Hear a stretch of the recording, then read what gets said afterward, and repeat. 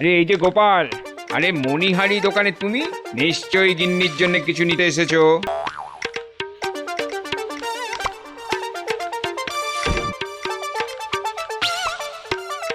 এই দেখো কেমন রেশমের শাড়ি এসেছে, একদম কম দামে তোমায় দিয়ে দেবো। কেন? নাহলে তোমার পোষাবে কি করে? না না, তোমার ক্ষতি হোক তা আমি চাই না। চললাম।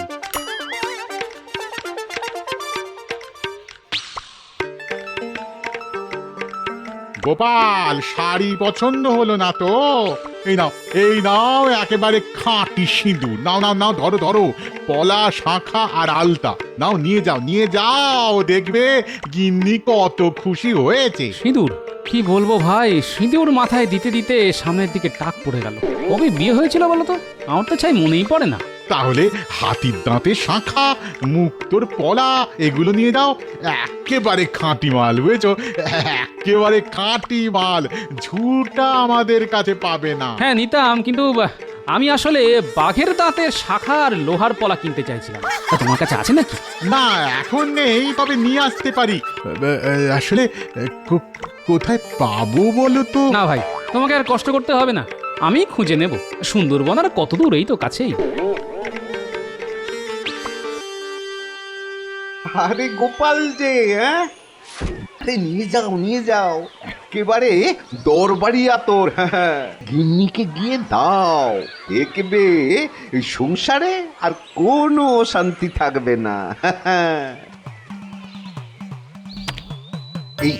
এদিকে এসো, এদিকে এসো।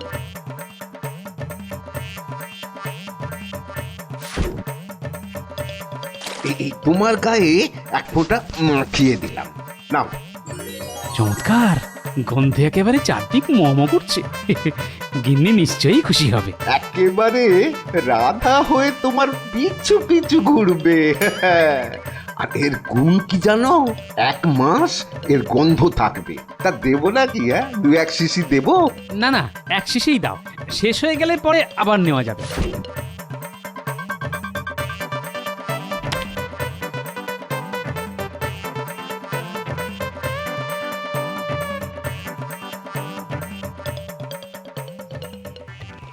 হ্যাঁ রে পুটি, এই তোর দাদু কোথায় বলতো? এত বেলা হয়ে গেছে, কখন স্নান করবে, কখন খাবে, খেয়ে জানে।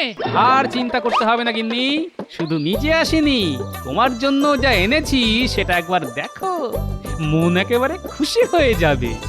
এই ছোটদের সামনে না দিক্ষেরা করতে হবে না। হ্যাঁ, আহ দিদা, দাদু কি এনেছে সেটা একবার দেখোই না, কত শখ করে এনেছে বলো তো। এই কেমন জিনিস এনেছি গিন্নি? এত দাম দিয়ে আদর কিনে আনার কোনো মানে আছে? মোহরগুলো সব খরচা করে এলে। আরে তোমার জন্য মোহর কেন, আমি জীবনটা পর্যন্ত দিয়ে দিতে পারি গিন্নি।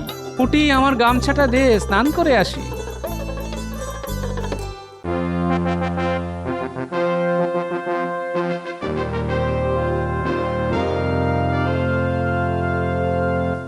মহারাজের জয় হোক। তা আপনার আগমনের কারণ জানতে পারি কি? নিশ্চয়ই নবাবের ছেলের জন্মদিন আগত, সেই উপলক্ষে নবাব রাজসভার সব সদস্যকে আমন্ত্রণ জানিয়েছে।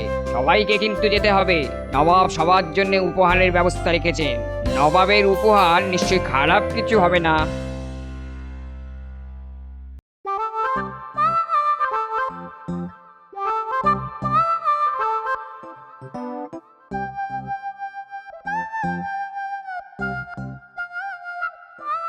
আরে গোপাল, এত বড় খুশির দিনে তুমি আজ দেরিতে এলে। হ্যাঁ মহারাজ, আজ আমারও খুব খুশি খুশি লাগছে, কেন তা বুঝতে পারছি না। কচি পাঠার ঝোল আর মোরগ মশাল্লাম, ছেলের জন্মদিনে সবাই নবাবের গোলাম। কার জন্মদিন মহারাজ? কিছুই তো বুঝতে পারছি না। মহারাজ, নবাব কি সবাইকেই নেমন্তন্ন করেছেন? আগে হ্যাঁ, তুমি যে চোখে কম দেখো তা আমি জানি। কিন্তু কানেও যে কম শোনো তা তো জানতাম না। না মানে গোপাল গেলে নবাব যদি ফতুর হয়ে যায় তখন তো খাজনা বেশি দিতে হবে, তাই কথাটা মহারাজকে জানিয়ে দিলাম। মহারাজ, আমি কিন্তু এখনো বুঝিনি আনন্দের সংবাদটা কি। আরে সেটাই তো বলা হয়নি, নবাবের ছেলের জন্মদিনে আমাদের সবার নিমন্ত্রণ মুর্শিদাবাদে। এলাহি ব্যাপার হবে, তাই সবাই আনন্দ করছে। আসলে এই খাওয়া দাওয়ার সঙ্গে যে নবাব সবাইকে উপহারও দেবেন তা নিশ্চয়ই সবার পছন্দ হবে। ও তাই বলুন, এখনো যাওয়াই হয়নি, শুধু উপহারের কথা শুনেই সবাই এত আনন্দ করছে। তবে আগেই এত আনন্দ করার কোনো কারণ নেই মহারাজ, আগে যাওয়া হোক, তারপর না হয় মন খুলে আনন্দ করা যাবে।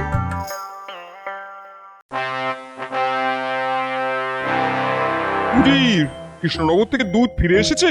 জি জাহাপনা, তারা নাকি আনন্দে একেবারে ঢেই ঢেই করে নাচছে। ভালো ভালো। দেখো উজির, মহারাজ আর তার সঙ্গীদের আপ্যায়নের যেন কোনো ত্রুটি না থাকে। আপনি এই বিষয়ে একদম চিন্তা করবেন না হুজুর, আমি নিজের হাতে তাদের আপ্যায়ন করব। আচ্ছা, এই গোপাল আসছে তো? মনে তো হয় না। আসলে গোপালের জন্য এমন একটা উপহার আমি ঠিক করে রেখেছি যা ভূভারতে কেউ কাউকে দেয়নি। আমি সেরকম কিছুই গোপালকে দিতে চাই।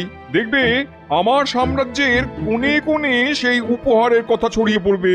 সেটা কি আর আমি জানি না হুজুর, আপনার মতো দাতা আর কজনই আছে বলুন। আসলে গোপালকে আমি খুব পছন্দ করি, বুঝলে? ওর চেহারাটা মনে পড়লেই আমার খুব মজা লাগে। এই গোপাল হাসলেই সবার কেমন জানি হাসি পেয়ে যায়, কেন বলো তো? কোনো কোনো মানুষ আছে যাদের কাজই হচ্ছে লোক হাসানো, গোপাল হচ্ছে সেই জাতেরই একজন। গোপালকে কেউ রাগতে দেখেছে কখনো? না মহারাজ, গোপালের শরীরে নাকি রাগ বস্তুটাই নেই। তাই? বাহ, বেশ বেশ বেশ বেশ, খুব ভালো খুব ভালো। এমন লোকই তো আমার চাই।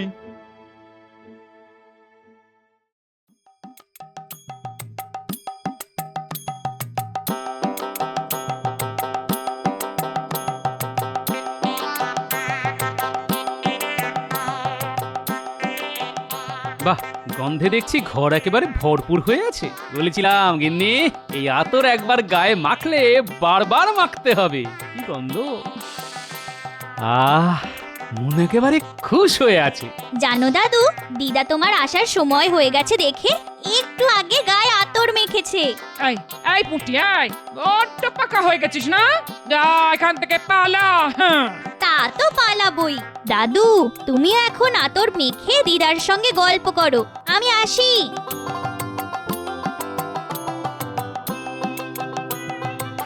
কাল মুর্শিদাবাদ যেতে হবে বুঝলে, নবাবের ছেলের জন্মদিন উপলক্ষে মহারাজের সভাসদদের নিমন্ত্রণ করেছে। খাওয়া দাওয়ার সঙ্গে শুনলাম নবাব নাকি উপহারও দেবেন। ব্যাপারটা একটু কেমন যেন লাগছে না?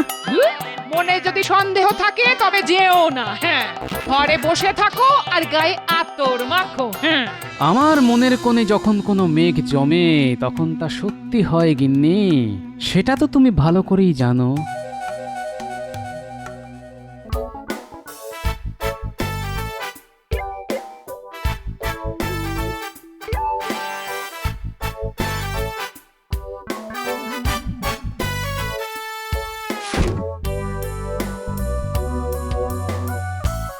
মহারাজকে স্বাগতম। মুর্শিদাবাদের মাটি ধন্য হলো আপনার পদার্পণে। আসুন আসুন আসুন আপনারা, নবাব সবার জন্য অপেক্ষা করে আছেন।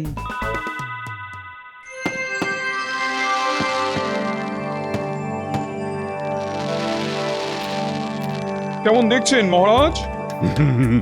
নবাবের ছেলের জন্মদিন যা দেখছি তা আগে কখনো দেখিনি, সেটা কিন্তু সত্যি কথা। অপূর্ব, অভূতপূর্ব, অদ্বিতীয়, বলে যাও মন্ত্রী, বলে যাও। তোমার ভাষা তো চমৎকার। মানে ভয়ঙ্কর, নিদারুণ, নিকৃষ্ট। থামো বেয়াদব, আমার আলোর বাজি নিকৃষ্ট। মহারাজের মন্ত্রী বলে ক্ষমা করে দিলাম। আসলে জাহাপনা, মন্ত্রীমশাই বাংলাটা ভালো জানেন না, সংস্কৃতেও মহাপণ্ডিত। মন্ত্রীমশাই, নবাবের সঙ্গে সংস্কৃত ভাষায় কথা বলুন না, উনি এই ভাষাটা খুব ভালো বোঝেন। না না না না, এই ফালতু লোকটার সাথে আর কথাই বলা যাবে না। মন্ত্রী যতদিন এখানে থাকবে একটাও কথা বলবে না, মুখ খুললেই একেবারে শুলে। মহারাজ এবার বোধহয় উপহার দেবেন নবাব, না? ইস, আমি যদি নবাবকে কোনো উপহার দিতে পারতাম তবে নবাব কত খুশি হতেন। কিছু কি ভেবেছেন কি দেবেন? আমি তাহলে এক্ষুনি জোগাড় করে নিয়ে আসতে পারি। না, উপহার আমার সামনেই আছে। তোমাকে আমার খুব ইচ্ছে নবাবকে উপহার হিসেবে পাঠাই, কিন্তু নবাব কি নেবে তোমায়? আপনি বলে দিলেই নেবে, একটু প্রশংসা করে দেবেন, নবাব নিশ্চয়ই বেশি মাসোহারা দেবেন। হ্যাঁ, তা দেবেন, কিন্তু রোজ একবার করে প্রাণদণ্ডও দিতে পারেন। এতবার মরলে বাঁচবে তো? না না, তবে গোপালকেই দিয়ে দিন। ভেবে দেখতে হবে। চুপ, নবাব আসছেন। সবাই ভাবছেন এই গোপালকে কোনো কিছু দেওয়া হলো না। আসলে গোপালের জন্য আমি এমন উপহার রেখেছি যার সমতুল্য কোনো উপহার ভারতে নেই। খুলে দেখো গোপাল, তোমার জন্য কেমন উপহার জোগাড় করেছি।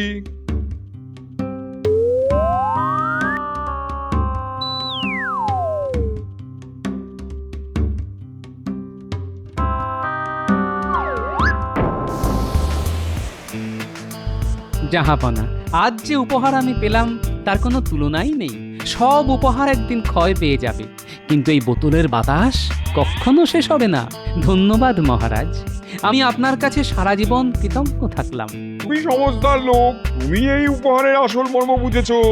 যেমন কর্ম তেমন ফল, অতি চালাকের গলায় দড়ি। ঠিক হয়েছে, আমরা বাড়ি ফিরবো হীরামানিক নিয়ে, আর গোপাল ফিরবে হাওয়া ভরা বোতল নিয়ে।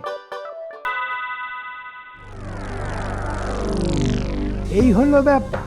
বেটা গোপালকে যা হেনস্থা করলেন নবাব, তার চোখে দেখা যায় না।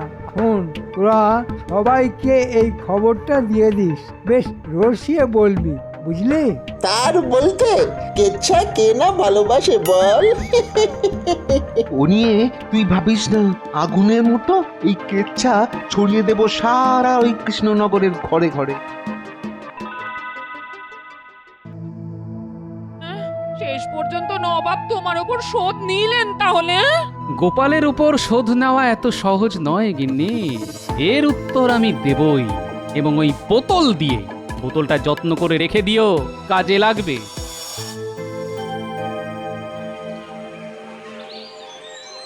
ও খুড়ো, শুনেছ কাণ্ডটা? কোন কাণ্ডটা বলতো? স্বয়ং নবাব গোপালের মুখে ঝামা ঘষে দিয়েছেন। কি করে কি করে? নবাবের ছেলের জন্মদিনে মহারাজ তো সবাইকে নিয়ে গিয়েছিলেন মুর্শিদাবাদে। সেখানে সবাইকে দামি দামি উপহার দিয়েছেন নবাব, কিন্তু গোপালকে কি দিয়েছেন জানো? কি করে বলবো? হাওয়া ভর্তি খালি বোতল। ভাবতে পারছো কি অপমান? এ তো শুধু অপমান নয়, একেবারে গোপালের নাক কেটে দিয়েছে বল। যাও যাও, আর দেরি না করে বেরিয়ে পড়ো, সবাইকে খবরটা দিয়ে দাও, গোপালের দর্প চূর্ণ হোক। এক্ষুনি যাচ্ছি, এক্ষুনি যাচ্ছি।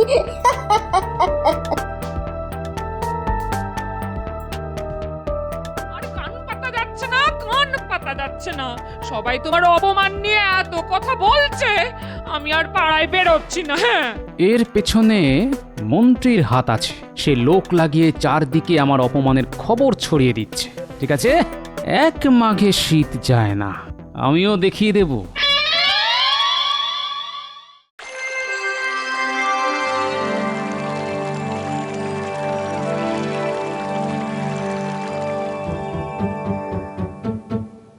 গোপাল, গোপাল এলো না এখনো? মহারাজ, এত বড় একটা অপমান সহ্য করতে একটু সময় তো লাগবেই।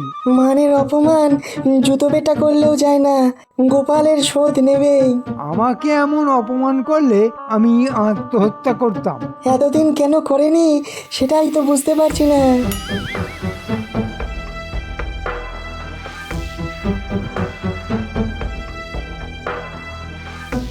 কি ব্যাপার গোপাল, মন মেজাজ খারাপ? তাতে কি হয়েছে?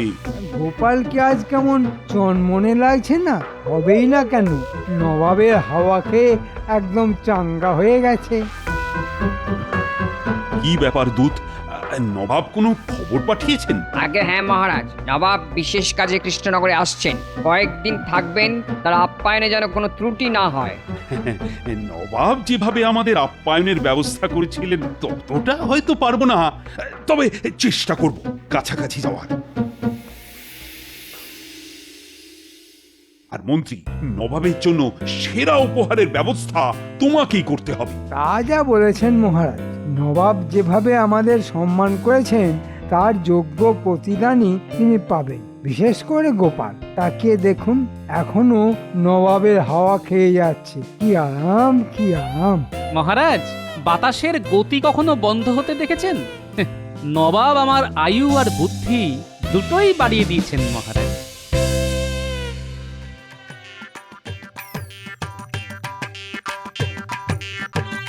সেদিন যে আতর দিয়েছিলে না, ভোলা যায় না। এখন আমাকে অন্য রকমের আতর বানিয়ে দিতে হবে। অন্য আতর? কেন, গিন্নির পছন্দ হয়নি? না না, তা নয়, গিন্নির ব্যাপার নয়। আমাকে এমন আতর বানিয়ে দাও যেটা হবে মারাত্মক দুর্গন্ধযুক্ত এবং তা সারা জীবন গায়ে থাকবে, কেউ তার আশপাশ দিয়ে যেতে পারবে না। হ্যাঁ হ্যাঁ, ওটা কোনো ব্যাপারই না, দুদিন বাদে এসে নিয়ে যাও। সঙ্গে আরেকটা জিনিস দিও, যাতে আতরের গন্ধ ধুয়েও ফেলা যায়। আরে হ্যাঁ হ্যাঁ, তা আমরা এমনিতেই দিই, তুমি কিছু চিন্তা করো না। শোন, নবাব আসছে এখানে, একটা তাক লাগানো উপহার দিতে হবে আমায়। তাকে দেবেন কিছু ঠিক করেছেন? দূর ছাই, আমার মাথায় তো কিছুই আসছে না। আপনার মাথায় আসবে না, দেখতে হবে গোপাল কি দেয়। ভালো কথা বলেছিস তো। গোপালের বাড়িতে আড়ি পার, দেখ ও কি দিচ্ছে, তারপর সেটা ঝেড়ে দিলেই হবে। ভালো বলেছিস তো, তাহলে আর কি, আজ থেকেই নজর রাখ।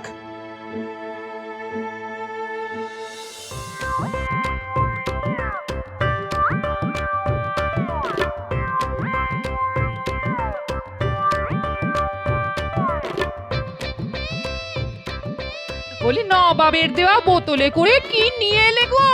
আতর, আতর। নবাবকে খুশি করার জন্য আতর বানিয়ে নিয়ে এলাম। আগেরটার চাইতেও ভালো গন্ধ। একবার লাগালে গন্ধ আর যাবে না। নবাব খুশ হয়ে যাবেন, দেখে নিও। শুনলি তো, গোপাল নবাবকে আতর দিচ্ছে। বোতলটা ঝেড়ে দিয়ে মন্ত্রীকে দিয়ে দেব, ব্যাস মন্ত্রী মশাই। ওরে বাপ রে বাপ, তেষ্টায় বুকের ছাতি ফেটে গেল। বাড়িতে এতটুকু জল নেই। গিন্নি জল আনতে গেছে, কখন যে আসবে কে জানে। জল এনেছো? দাও দাও দাও দাও দাও, আমার বুকের ছাতি ফেটে চৌচির হয়ে গেল। আমি সেই দূরের ইদারা থেকে জল নিয়ে আসবো আর উনি জল খেয়ে আমায় উদ্ধার করবে না? গিন্নি, তৃষ্ণার্তকে জল নিয়ে এত কথা শুনিও না, তাহলে নরকেও স্থান হবে না। এখানে আমি কোন স্বর্গে আছি যে নরকের ভয় দেখাচ্ছ? এখন এই জল খেয়ে মুখটা বন্ধ করো। আমি আবার কি মুখ করলাম? আরে তোমার মুখ দিয়ে তো আগুন বেরোচ্ছে গিন্নি। আমার জল খাওয়ার ইচ্ছেটাই চলে গেল। অনেক নাটক হয়েছে, এবার জল খেয়ে আমার স্বর্গে যাওয়ার ব্যবস্থা করো।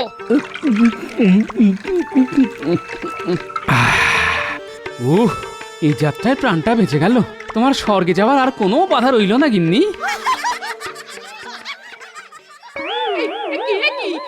কলসি জল একাই খেয়ে নিলে? এই তোমার তো পাতালেও জায়গা হবে না। হ্যাঁ, পাতালেই জল থাকে, আর জল মানেই জীবন। আমি পাতালে গেলে তোমার জন্য জল নিয়ে আসবো গিন্নি। এত জল যে খেয়ে কুলোতে পারবে না। তুমি রাজসভার লোক, তুমি কেন যাবে? যাব আমি। আর শোনো, এই দূর দূর গ্রাম থেকে জল আনতে পারছি না। তোমার বুদ্ধি নিয়ে আমার চিরকালই সন্দেহ ছিল, আর এখন আরো আরো বাড়ছে বাড়ছে। মহারাজকে বলে বাড়িতে একটা ইঁদারাও খুঁড়াতে পারছো না? না, পারছি না। সারা দেশ জুড়েই এখন খরা চলছে। আমি একার জন্য কি করে ইদারা খুঁড়তে বলি বলতো? তাহলে পাতালেই থাকো আর পেট পুড়ে জল খাও, আমিও বাঁচবো। আর তড়িবাত করে রান্না করতে হবে না। হ্যাঁ,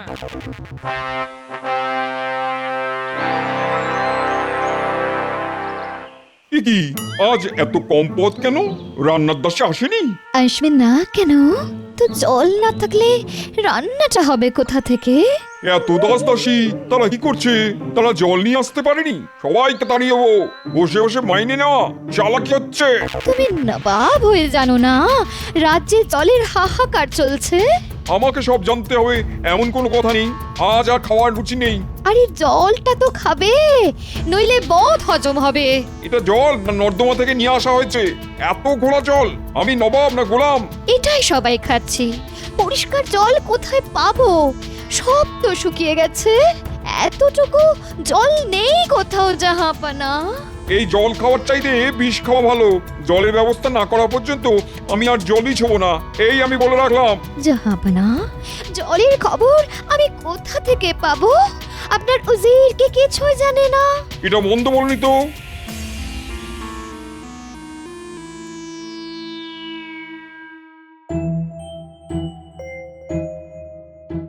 মহারাজ, রাজ্যের কোথাও জল নেই। মনে হয় এবার পাতালেই বাস করতে হবে।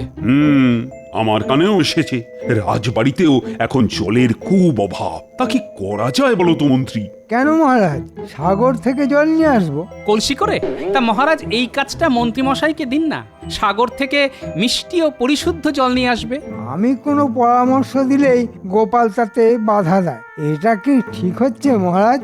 গোপাল বাধা দেয় বলেই আমার রাজত্ব এখনো টিকে আছে। হ্যাঁ, আর তোমার কথাই চললে না কবেই প্রজারা আমায় তাড়িয়ে দিত। হ্যাঁ, তা ঠিক বলেছেন। আসলে আমি যে বুদ্ধি দিই তা গোপাল বুঝতেই পারে না। ওর যদি বুদ্ধি না থাকে তার জন্য কি আমি দায়ী? মন্ত্রীমশাই এতদিনে এই মহান সত্য কথাটা বুঝেছেন। সত্যিই তো, আমার যদি বুদ্ধি কম হয় তার জন্য মন্ত্রীর কি দোষ? তা মন্ত্রী, তা এবার বলো তো রাজ্যের জলাভাব কি করে মেটানো যায়? সাগর থেকে নদী কেটে যদি আমাদের রাজ্যে নিয়ে আসা যায় তবে আর জলের কোনো অভাবই থাকবে না। মন্ত্রীমশাই ঠিক কথাই বলেছেন। তবে প্রশ্নটা হলো, কে এই নদী খুঁড়বে? মন্ত্রীমশাই? আমি একা কেন খুঁড়বো মহারাজ? আমি রাজ্যের মন্ত্রী। আপনি বরঞ্চ গোপালকে খুঁড়তে বলুন। কোদাল চালাতে ও ওস্তাদ। খোঁড়ার কথাই যখন উঠলো তখন ইদারা খোঁড়াই ভালো। রাজ্যে যদি বড় বড় ইদারা খোঁড়া যায় তবে জলের কষ্ট মিটে যাবে। পাতালে যে কি আছে তা মন্ত্রীমশাই জানতে পারবেন। তাহলে আর জল আনতে সাগরে যেতে হবে না। দেখলে মন্ত্রী, একেই বলে গোপালের বুদ্ধি। হ্যাঁ, আর তোমার মতো নির্বোধরাই সাগর থেকে জল আনার কথা বলে। কাল থেকে গোপাল ইদারা খোঁড়ার জন্য লোক লাগাও। উচিত, আজ তোমার দুটো কানই যদি কেটে দিই তাহলে কেমন লাগবে? তাহলে তো জাহাপানা আপনারই ক্ষতি। আমি কানে না শুনলে আপনার আদেশ মানব কি করে? বুঝলাম। আচ্ছা, যদি তোমার চোখ গেলে দিই তাহলে কেমন হয়? খুব ভালো হয়। নবাবরা সাধারণত উজিরদের চোখ দিয়েই তো রাজ্যটাকে দেখে। আপনি সেটাও দেখতে পাবেন না। কাজের মধ্যে কাজ এটাই হবে। তোমার কি মনে হয় তুমি চোখে দেখতে পাও? না হুজুর, আজ সব কিছুই কেমন জানি আবছা আবছা লাগছে। আসলে নবাব কুপিত হলে উজির কখনো চোখে পরিষ্কার দেখতে পায়। শুধু আজ কেন, মনে হয় বহুদিন ধরেই তুমি চোখে কম দেখো। নইলে দেশে যে এত জলাভাব তা তুমি দেখতে পাওনি কেন? আমি পর্যন্ত আজ নর্দমার জল খেয়ে এসেছি। তুমি কি আমার মৃত্যু চাও? হুজুর, আমি বড় বড় ইদারা খোঁড়ার জন্য অনেক চেষ্টা করেছি, কিন্তু লোক পাচ্ছি না হুজুর। তারা সবাই জল আনতে অনেক দূর দূর গ্রামে চলে যাচ্ছে। ইদারা খোঁড়ার সময় তাদের তো নেই। তাহলে তো খুবই বিপদ। লোক পাবো কোথা থেকে? আপনার কি মনে হয় আমি সেটা ভাবিনি? ভেবেছি হুজুর, জব্বর একটা বুদ্ধি বার করেছি। বলে ফেলো, আমার আর তর্স হইছে না। আপনার হাতেই তো লোক আছে। আমার হাতে লোক থাকলে কি আর তোমায় এখানে বসিয়ে রাখতাম? তা একেবারে ঠিক কথা বলেছেন, কিন্তু লোক তো আপনার হাতেই আছে। আমার হাতে আছে অথচ আমি জানি না। কে বলো? কেন মহারাজ, কৃষ্ণচন্দ্রের সভাসদরা শুনলাম তারা নাকি বড় বড় ইদারা খুঁড়তে শুরু করেছে। লোকের অভাব নেই, কিন্তু মহারাজ নবাবকে টক্কর মারবে সেটা কি খুব ভালো দেখাবে? প্রজারা তো দুয়ো দেবে আপনাকে। সভাসদদের এখানে নিয়ে আসতে পারলে ওদের কাজ বন্ধ হয়ে যাবে, আর আমরা তাদের দিয়ে ইদারা খুঁড়িয়ে নেব। এটা তো ভালো বলেছো উজির, কিন্তু তাদেরকে এখানে আনবো কি করে? সামান্য একটা প্রশ্ন করার জন্যে। কি সেই প্রশ্ন? মাটির তলায় কি আছে? আর কেউ না পারুক, গোপাল এই প্রশ্নের উত্তর দেবেই। ব্যাস তাহলে আপনিই বলবেন প্রমাণ করে দেখাও, আর প্রমাণ করতে গেলেই ওদের মাটি খুঁড়তে হবে। 9 জন 9টা ইদারা খুঁড়ে ফেললে আর আমাদের জলের কষ্ট থাকবে না। বাবা বাবা বাবা বাবা, বেশ বুদ্ধি দিয়েছো তো। তাহলে ওদের কাছে দুধ পাঠাও, অবিলম্বে যেন তারা এখানে এসে প্রশ্নের জবাব দেয়। 9 জনকেই কিন্তু আসতে হবে। জি জাহাপানা।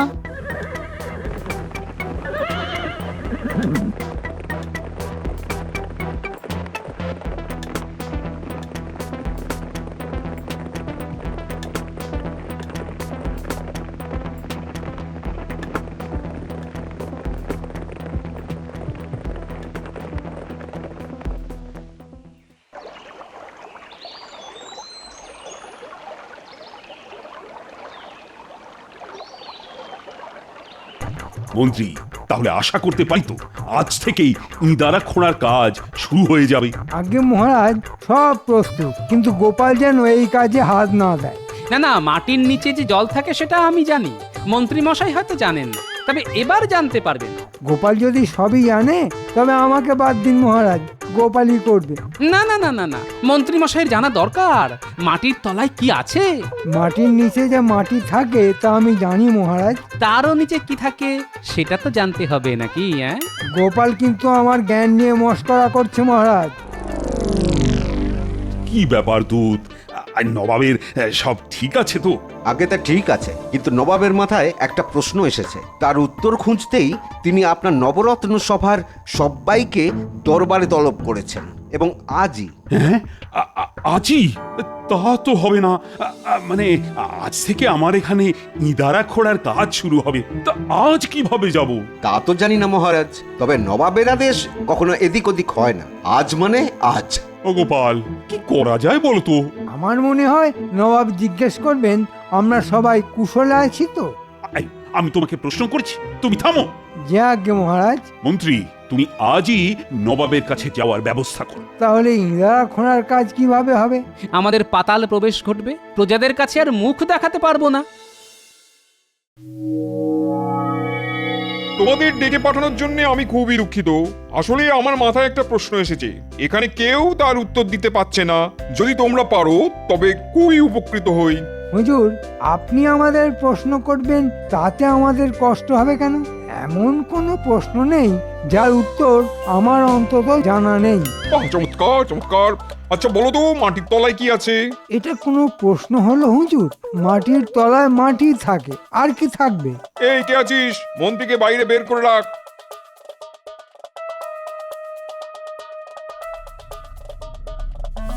এবার বিজ্ঞানী, আপনি বলুন মাটির তলায় কি থাকে? মাটির তলায় কেন হুজুর? খনিজ পদার্থ থাকে। এই বিজ্ঞানীকে ধরে রাখ।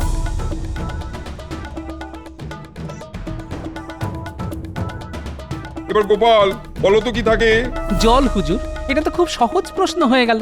না, ততটা সহজ নয়। তোমাকে তো প্রমাণ করতে হবে যে মাটির তলায় জল থাকে। হুজুর, মাটি খুঁড়লেই তো তা প্রমাণিত হয়ে যাবে। সেটা বোঝার মতো বুদ্ধি আমার আছে, কিন্তু তোমাদের তা খুঁড়ে দেখাতে হবে যে মাটির তলায় জল পাওয়া যায়। হ্যাঁ হ্যাঁ, তাই করে দেখাতে হবে। তাই হ্যাঁ, তাহলে এদের মাটি খোঁড়ার ব্যবস্থা করা হোক। হ্যাঁ তাই করো। শোনো গোপাল, যদি জল না বের করতে পারো তবে কিন্তু তোমাদেরও বন্দি করে রাখা হবে আজীবন। উজির, এদের খাওয়া দাওয়ার ব্যবস্থা করো।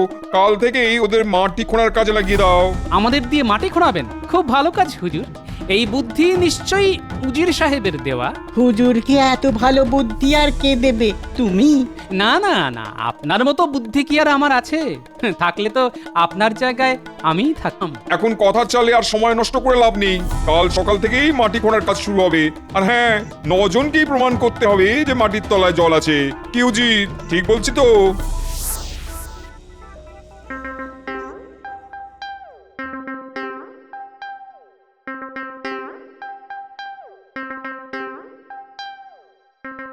বাপরে, এত খাবার!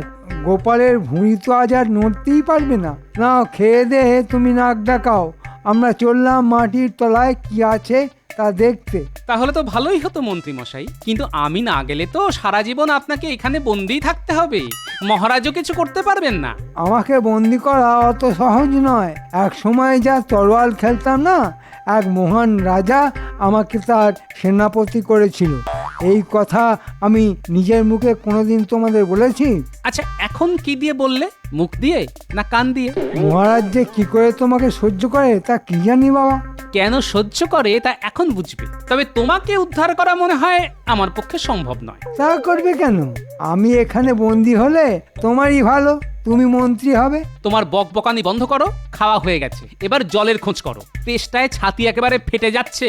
কেন তোমার বুদ্ধি না থাক, মুখে তো মধুর বচন আছে, তাই দিয়ে জল আদায় করো। কে আছো? আমাদের একটু জল খেতে দাও, তেষ্টায় ছাতি ফেটে যাচ্ছে যে। নবাবের আদেশ আছে, খাবার পর জল খেলে ঘুম পেয়ে যাবে, তাই জল তোমরা পাবে না। আচ্ছা বুঝলাম কেন আমাদের দিয়ে ইদারা খোরাচ্ছে, তার মানে এখানেও জলের কষ্ট। তবে এই অপমান হজম করার লোক গোপাল নয়, নবাবকে এর জন্য আমার কাছে ক্ষমা চাইতে হবে। এই চেষ্টা নিয়ে মাটি কাটা যায়, তার উপর কি প্রচন্ড গরম, কি রোদের তেজ। এর থেকে তো কারাগারে থাকাই ভালো ছিল। ঠান্ডায় ঠান্ডায় থাকতে পারতাম, জল না হয় নাই খেতাম। আপনি কি ছোটবেলায় উঠছিলেন মন্ত্রী মশাই? এতদিনের কথা কি মনে থাকে গোপাল? আরে একটু জল না পেলে তো আর পারছি না। এতটুকুতেই কাইল হয়ে পড়লে গোপাল? এখনো তো জলের সন্ধান পেলাম না। শুধু মাটি আর মাটি। আমি ঠিকই বলেছিলাম, মাটির তলায় মাটি থাকে। মাটির তলায় মাটি, তার নিচে মাটি, তারও নিচে মাটি, তারপর জল। তোমার কথার ওপর না আমার কোনো বিশ্বাস নেই। কেন যে জল বলতে গেলে কে জানে। এখন মাটি কোপাও কোপাও। না, এরা জল দেবে না, থুতু গিলে জীবন ধারণ করতে হবে, নইলে কারাবাস। উফ, আমাদের কষ্টটা যদি মহারাজ জানতে পারতো। কি হতো? মহারাজ কি মাটি কোপাতো? না না, নবাবকে বলে আমাদের একটা ব্যবস্থা তো করতে পারতো। না, সে গুড়ে বালি। আমাদের কাজ আমাদেরই করতে হবে। অনেকটা খুঁড়ে ফেলেছি, এবার ধারগুলি কেটে কেটে সিঁড়ি বানাতে হবে, নইলে নিচে নামতে পারবো না। একবার সিঁড়ি তৈরি হয়ে যাক, তারপর শুরু হবে আমার খেল। কত ধানে কত চাল তা আমিও দেখে নেব।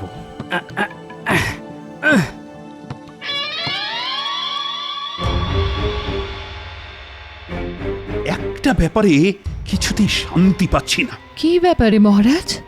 আপনি কি গোপালদের কথা বলছেন? সেটাই ভাবছি।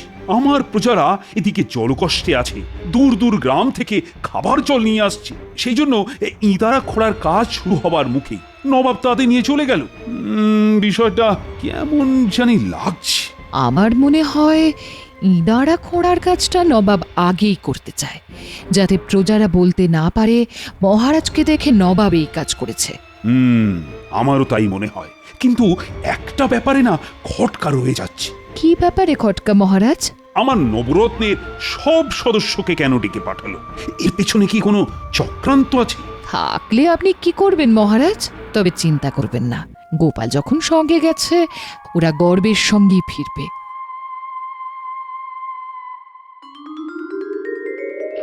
নিচে জল দেখা যাচ্ছে, বেশ টলটলে। এত নিচের জল কখনো খারাপ হতে পারে না। নবাবকে তাহলে প্রমাণ দেওয়া গেল, তবে এমন প্রমাণ যা নবাব কল্পনাও করতে পারবে না। কই হে উজির, প্রমাণ চোখের সামনেই আছে, শুধু নবাবকে নিজের চোখে দেখতে হবে। কি হলো কি? এই ভর দুপুরে কাজ ফেলে দিয়ে এত চিৎকার কেন? চিৎকার করব না তো কি করব? পাতালে ঘুমাবো? তা মাটির তলায় কি আছে তা জানা গেল? জানা গেল মানে? নিজের চোখে দেখে এসেছি। তবে চলো চক্ষু কর্ণের বিবাদ ভঞ্জন করে আসি। না না উজির মশাই, আগে নবাব, তারপর তার সহচররা। আমি তো সেটাই নিয়ম বলে মনে করি। আরে ছাড়ো তোমার নিয়ম, আমি নিজে গিয়ে দেখবো, তারপর নবাব যাবেন। আমি কিন্তু নবাবকে এই কথা বলতে বাধ্য হব। যাও যাও, গিয়ে বলো আমি আগে যাব, তারপর নবাব। এই বুদ্ধি তো আমিই দিয়েছিলাম নাকি? নবাব সেটা দেখুক।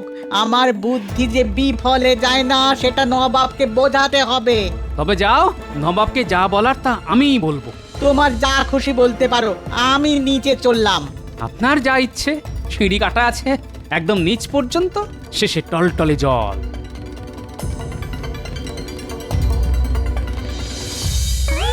উরে বাপরে, উরে বাপরে, এই যে পাতালের দিকে চলেছি। কে আছো? বাঁচাও, বাঁচাও।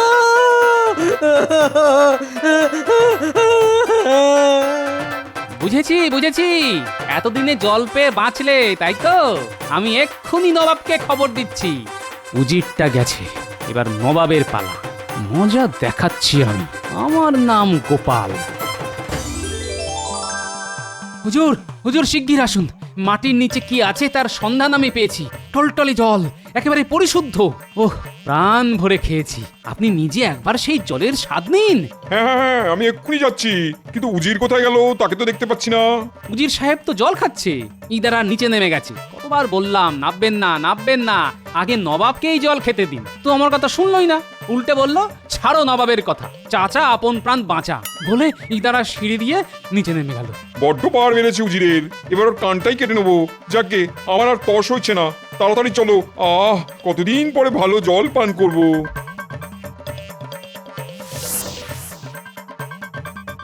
ওই দেখুন কেমন ইদারা কাটা হয়েছে।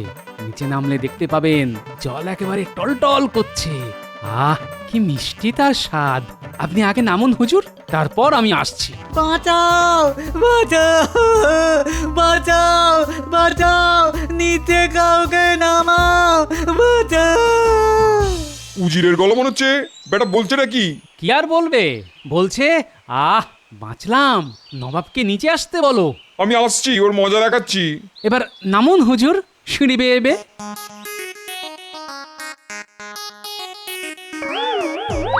বাঁচাও, বাঁচাও, বাঁচাও। যাক, এতক্ষণে প্রতিশোধ নেওয়া গেল। শঠে ষাট্ঠং। তোমাদের বুদ্ধিতে ওদের দিয়ে ইদারা কাটার ব্যবস্থা করা হলো। এবার উঠবো কি করে? আহমক কোথাকার।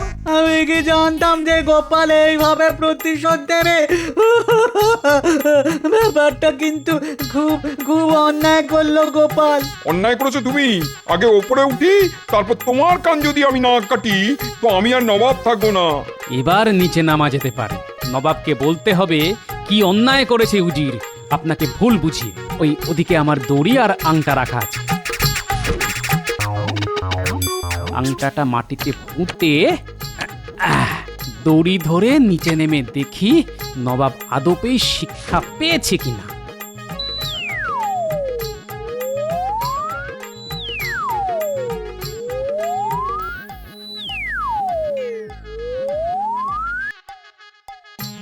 গোপাল, তুমি এসেছো?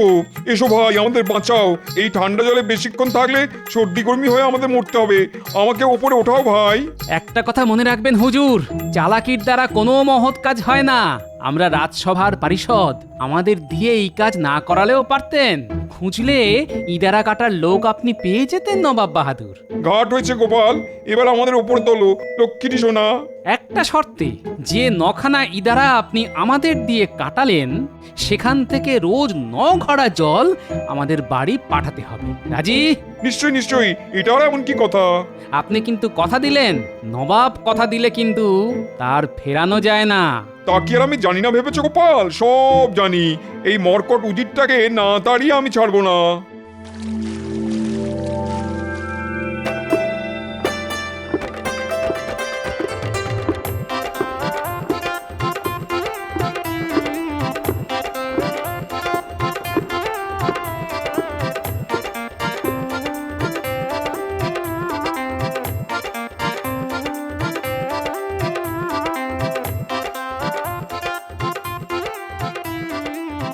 গিন্নি, ও গিন্নি, আরে দেখো তোমার জন্য কি এনেছি। মা, তুমি তুমি তুমি কোথা থেকে আসলে? আমি তো ভেবেই সারা। পাতাল থেকে জল নিয়ে এসেছি গিন্নি। তোমায় আর কষ্ট করে দূর গ্রাম থেকে জল আনতে হবে না, রোজ 9 ঘড়া জল তোমার ঘরে পৌঁছে যাবে। কে পাঠাবে গো? স্বয়ং নবাব মাটির নিচে কি আছে তা বিস্তারিত ভাবে বুঝিয়ে দিয়ে এসেছি, আর আমার পিছনে লাগার সাহস পাবে না। শঠে ষাট্টং দিয়ে এসেছি। ও মা, তোমার যে এত বুদ্ধি তা তো আগে জানতাম না। বুঝলে গিন্নি, আমি কিন্তু আর বেঁচে নেই, মরে গেছি। এই সকাল সকাল কি অলক্ষণে কথা বলছো তুমি? না গো, আমি সত্যি বেঁচে নেই গো। এই কিছুক্ষণ আগেই দেহ ছেড়ে চলে গেছি। ও মা গো, বলি জল জানতো লোকটা মরে গেল। আমি যে বেধবা হয়ে গেলাম। এবার কি হবে গো? ওরে ওরে, তোরা কে কোথায় আছিস রে? তাড়াতাড়ি তাড়াতাড়ি আয় না, এসে দেখে যা, তোদের দাদু দেহ ছেড়ে চলে গেছে রে। আরে আমার কথাটা শুনবে তো? না না না না না, শোনার কি আছে? সামনে একটা জল জ্যান্ত ভূত বসে আছে, আমি তার সঙ্গে কথা বলি কিভাবে? কি হয়েছে দিদা? দাদুর কিছু হয়নি তো? মরে গেছে, মরে গেছে রে তোদের দাদু, আমাকে ভাসিয়ে দিয়ে চলে গেল। ওরে আমার কি হবে রে? তোদের কি হবে রে? তোদের দাদু যে আর নেই রে। দাদুর আবার কি হলো? ওই তো দিব্যি খাটের উপর বসে পা দোলাচ্ছে, আর তুমি ভেবে বসলে দাদু সত্যিই মরে গেছে।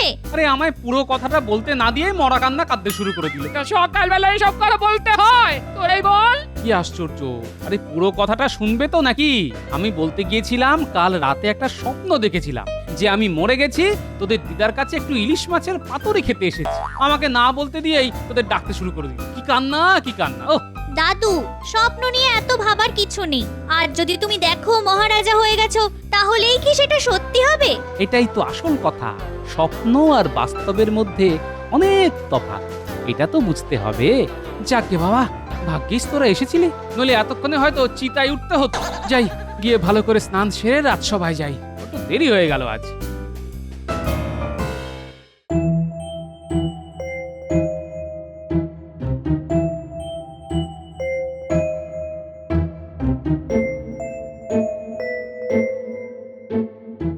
কি ব্যাপার? মহারাজের মুখে কোনো কথা নেই, সবাই চুপ করে আছে। মহারাজের কি শরীর খারাপ? না গোপাল, কাল একটা স্বপ্ন দেখে মনটা খুব মুষড়ে পড়েছে। মহারাজ, স্বপ্ন তো আমরা মাঝে মাঝেই দেখি, কিন্তু তা নিয়ে খুব একটা মাথা ঘামাই না। ওই ওই শুরু হলো গোপালের জ্ঞান দেওয়ার চেষ্টা। দেখছো মহারাজের মন খারাপ, তার উপর এত বক বক দিলে তো সবকিছু মহারাজের গুলিয়ে। না না, গুলিয়ে যাবে কেন? কাল রাতের স্বপ্নের কথাটা না আবার মনে পড়ে গেল। আহা, তেমন যদি সত্যি হতো। আচ্ছা, মহারাজের কি হলে মন ভালো হয়ে যাবে তা আমি জিজ্ঞেস করতে পারি মন্ত্রী মশাই? তোমার জিজ্ঞেস করার কি আছে? আমি মহারাজের মন্ত্রী, আমি এখনো পর্যন্ত কোনো প্রশ্ন করিনি, আর উনি এলেন মহারাজকে প্রশ্ন করে বিরক্ত করতে। মন্ত্রী, কি হচ্ছে? গোপাল, তুমি প্রশ্ন করতে পারো। যথাজ্ঞা মহারাজ। আসলে আমি জানতে চাইছিলাম, কি এমন স্বপ্ন দেখেছেন যার জন্য আপনি এতটা উতলা হয়ে আছেন? কাল রাতে একটা স্বপ্ন দেখেছি। আহা, কি স্বপ্ন দেখলাম! আমি মেঘের প্রাসাদে বাস করছি, আমি মেঘের উপর বসে বসে আকাশে উড়ছি, মেঘের জলে স্নান করছি, মেঘ আমাকে উপরে নিয়ে যাচ্ছে, আরো উপরে। মেঘের পিঠে বসে আমি কালিদাসের মেঘদূত কাব্য পাঠ করছি। আহা, আমার যদি এরকম একটা মেঘের প্রাসাদ থাকতো, কি যে ভালো হতো বলো। কিন্তু এই জীবনে আর তা সম্ভব নয়। আমি জানি, সেই দুঃখে না মাঝে মাঝে আমার চোখ দিয়ে জল বেরিয়ে আসছে।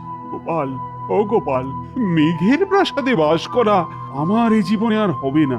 না মহারাজ, এই স্বপ্ন অনেকেই হয়তো দেখে, কিন্তু তা কি কখনো সত্যি হয়? স্বপ্ন আর বাস্তব তো দুটো আলাদা মনের অবস্থান। এই দুঃখটা সারা জীবন আপনাকে বয়ে বেড়াতে হবে মহারাজ। শুনতে খারাপ হলেও এটাই মহা সত্য কথা। জানি, তবু মন মানতে চায় না যে। বিজ্ঞানী, ও বিজ্ঞানী, তোমার কি মনে হয়? মহারাজের এই স্বপ্ন বাস্তব করা কিছুতেই সম্ভব নয়। আমার অপরাধ নেবেন না, যা সত্যি তাই বললাম। হ্যাঁ, ওই আর একজন মহাপণ্ডিত এসেছেন, এমনভাবে কথা বলেন যেন উনি সব জানেন, আর মাসে মাসে মোটা মাসোহারা নিয়ে বিজ্ঞান চর্চার নামে ঘুমো। বলি না বলে দেওয়াটা তোমার পক্ষে খুব সহজ, কাজ করতে হবে না, আমাদের কাজ করে খেতে হয়, বুঝলে? গোপালের আদর্শ সাগরে জুটেছে, গোপাল যা বলে উনি ঠিক তাই বলে। এই মন্ত্রী, সোজা কথায় বলো তো, আমার এই স্বপ্নকে সার্থক করা কি সম্ভব না অসম্ভব? খুব সম্ভব। কেন অসম্ভব তা কি ওরা বলেছে? বলেনি, কারণ ওরা কিছুই জানে না। সব মূর্খের দলকে আপনি রাজসভায় জায়গা দিয়েছেন। এত কথার দরকার নেই। আচ্ছা, আপনি কি এই কাজটা করতে পারবেন? মানে মহারাজকে মেঘের প্রাসাদ বানিয়ে দিতে পারবেন? আমি তো এই কথাটাই বলতে চাইছিলাম। হ্যাঁ, আমি পারবো। মহারাজকে মেঘের প্রাসাদ আমি বানিয়ে দেব। সাবাস মন্ত্রী, সাবাস। আমি কারো মুখ থেকে এই কথাটাই শুনতে চাইছিলাম। গোপাল, তুমি আর বিজ্ঞানী এই বিষয়ে কোনো আর কথা বলো। মন্ত্রী যখন বলেছে ও পারবে, তখন ওর ওপরেই আমাকে আস্থা রাখতে হবে। তা মন্ত্রী, কবে থেকে তোমার কাজ শুরু হবে? একটা কথা আগেই বলে নি মহারাজ, এই কাজে খরচা কিন্তু প্রচুর, অনেক লোক লাগাতে হবে, আর কবে শেষ হবে সেটাও কথা দিতে পারছি। একটু কিন্তু সময় লাগবে। গোপাল যেন আমায় এ ব্যাপারে প্রশ্ন করে উত্ত্যক্ত না করে। গোপাল, তুমি কিন্তু এ ব্যাপারে একেবারে চুপ করে থাকবে। মন্ত্রীকে তার কাজ করতে দিও। আজ যা চাল চেলে এসেছি না, আর তোদের ভাতের অভাব হবে না। কি চাল মন্ত্রী মশাই? মহারাজের খুব শখ মেঘের প্রাসাদে থাকবেন, মেঘের পিঠে চড়ে ঘুরে বেড়াবেন। আমি সেই মেঘের প্রাসাদ বানিয়ে দেব বলে কথা দিয়ে এসেছি। সত্যি? আমাকে সেই প্রাসাদে একটা চাকরির ব্যবস্থা করে দেবেন? আমি মেঘের উপরে চেপে মহারাজের সেবা করব। আরে তুই মরকট না গাধা রে? মেঘের ওপর কোনো প্রাসাদ কখনো হয়? কোনোদিনও দেখেছিস? না, তা দেখিনি। তবে আপনি তো আর এমনি এমনি মহারাজকে কথা দিয়ে আসেননি। নিশ্চয়ই হয়, নইলে আপনি বলবেন কেন? আমি বলেছি মোহর জ্ঞানোর জন্য, যার ভাগ তোরাও পাবি, বুঝলি? আমরা পাবো কেন? দেখুন, কাজ না করে রোজগার করাটা আমাদের পোষাবে না। ওরা কাজ না করলে আমি রাখি তোদের? মহারাজকে ধোঁকা দেওয়ার জন্য তোদের মাটি কোপাতে হবে। মহারাজ জিজ্ঞেস করলে বলবি মাটির তলায় ভিত তৈরি হচ্ছে, ওপরে বিরাট প্রাসাদ হবে তো তাই। খবরদার, মেঘের প্রাসাদের কথা কাউকে বলবি না, লোকে কিন্তু মহারাজের কান ভাঙাবে। সব বুঝে গেছি, আর কিচ্ছু বলতে হবে না। আপনি নিশ্চিন্তে থাকতে পারেন। আচ্ছা বিজ্ঞানী, মেঘের ওপর প্রাসাদ বানানো কি সত্যি সম্ভব?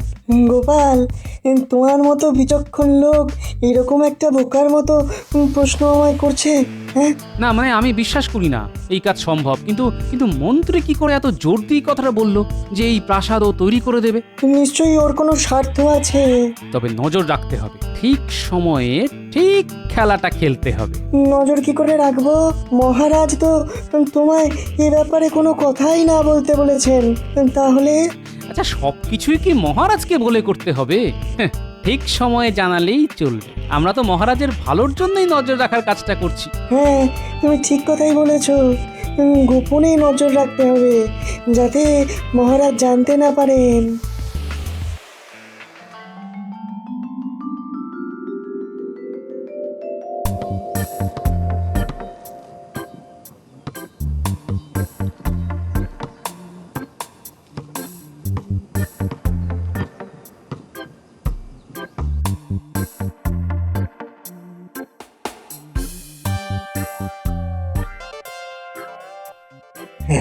ভালো করে মাটিটা খোঁড়, একদম মাটির তলা পর্যন্ত, যতদূর পারিস। আচ্ছা, পাতালে চলে যাবো নাকি? হ্যাঁ, কিন্তু এইভাবে মাটি খুঁড়লে তো ওপরটা ফোঁপড়া হয়ে যাবে, ধস নামবে তখন। তাতে তোর কি আমাদের কাজ দেখাতে বলেছেন, কাজ দেখাচ্ছি ব্যাস। আমাদের কিন্তু এইখানেই থেমে যাওয়া উচিত, আর নিচে নামা ঠিক হবে না। কিন্তু মন্ত্রী কি আমাদের মোহরের ভাগ দেবে? নাকি নিজে নিয়েই কেটে পড়বে? না দিয়ে কেটে না পড়ে আবার। সে তো কেটেই পড়বে। আজ না দেখিয়ে মোহর রোজগার করা কি ওই মহারাজের নজর এড়িয়ে যাবে? হ্যাঁ, বেটা মন্ত্রী কিন্তু ওই দেশ ছেড়ে পালাবে। কাজ আর এমনিতেই হবে না, এখানেই শেষ। আর কোথায় কাজ করবি? তুই নাকি ওই মেঘের প্রাসাদে চাকরি করবি? হ্যাঁ, মেঘের পিঠে চড়ে মহারাজের সেবা করবি? সে যখন বলেছিলাম তখন বলেছিলাম, এখন আর বলছি না। আগে মোহর, পরে কাজ। আজ আকাশটা দেখেছেন মহারাজ? মেঘে মেঘে একাকার হয়ে আছে, কি সুন্দর তাই না? হ্যাঁ, আমিও দেখেছি কি সুন্দর মেঘের খেলা। তা মন্ত্রী, আমার মেঘের প্রাসাদ কত দূর? মহারাজ, কাজ এগোচ্ছে। এখন ভিত খোঁড়ার কাজ চলছে, সেটা দেখার কিছু নেই। যখন দেখার মতো অবস্থা হবে আমি আপনাকে তা দেখাতে নিয়ে যাব। মনে রেখো মন্ত্রী, জলের মতো মোহর খরচা হয়ে যাচ্ছে, আর কাজ যদি ঠিক মতো না হয় আমাকে প্রজাদের কাছে তার জন্য কিন্তু জবাবদিহি করতে হবে। তবে আজকেই শেষ দিন। হ্যাঁ, মোহর না পেলে আর একটাও কোদালের কোপ মারবো না। হ্যাঁ, এই আমি বলে দিলাম। না, ব্যাপারটা শোন, আমরা যদি উপাস দিয়ে বেরিয়ে যাই তবে হয়তো মেঘের দেশে চলে যাব। কি মজা হবে বলতো? দেখ, আষাঢ় শ্রাবণ সব চলে গেল, আর আমরা মাটি খুঁড়েই চলেছি। এখান থেকে মেঘ দেখাই যাচ্ছে না, আর মন্ত্রী বানাবে মেঘের প্রাসাদ। তোর কি মাথা খারাপ হয়ে গেছে? হ্যাঁ, কত মোহর ওই মন্ত্রী গেড়িয়েছে জানিস? হ্যাঁ, না, আমার সামনে তো গেড়াইনি, কি করে বলবো? মন্ত্রী কি এদেশে থাকবে মনে হয়? ঠিক পালাবে দেখবি। আমরাও পালাবো তাহলে। পালিয়ে কি ওই কলা খেয়ে বাঁচবি? হ্যাঁ, হাতে মোহর পাবো, তারপর পালানোর কথা ভাববো। মেঘের প্রাসাদে কোথায় এত মোহর লুকানো আছে তা আগে খুঁজে বার করতে হবে। আর তোরা সারা নগরে তল্লাশি চালা, কোথায় এই প্রাসাদের কাজ হচ্ছে। হ্যাঁ, তা আমরা কালকেই খুঁজে বার করব। কিন্তু তুমি লুকোনো মোহর বার করতে কোথায় যাবে? কেন, মন্ত্রীর বাড়িতে গিয়ে বলবো লুকোনো সোনার মোহর বার করে দাও, ওরা সেটা বার করে আমার হাতে দিয়ে দেবে, ব্যাস।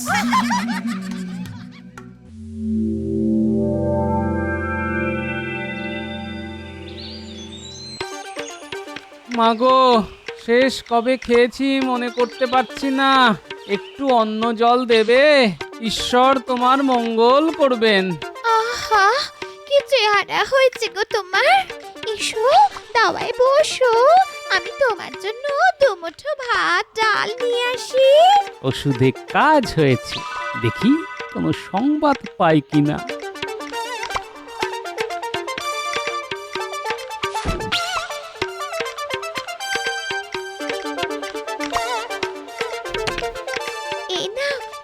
এই নাও বাবা, যতটুকু হাড়িতে ছিল সবটা দিলাম, ভালো করে পেট ভরে খেও। আর ভাত নেই না, হাড়ি একেবারে উপুর করে দিয়েছো, তাই তো? আগে হ্যাঁ বাবা, তোমার পেট ভরেনি না? আসলে অনেক দিনের খিদে তো, ওইটুকু ভাতে ভরবে কি করে?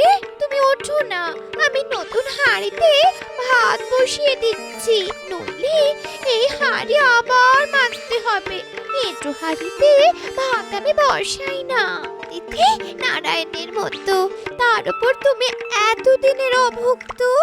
তুমি একটু বসো, আমি এক্ষুনি ভাত বানিয়ে আসছি, এক্ষুনি।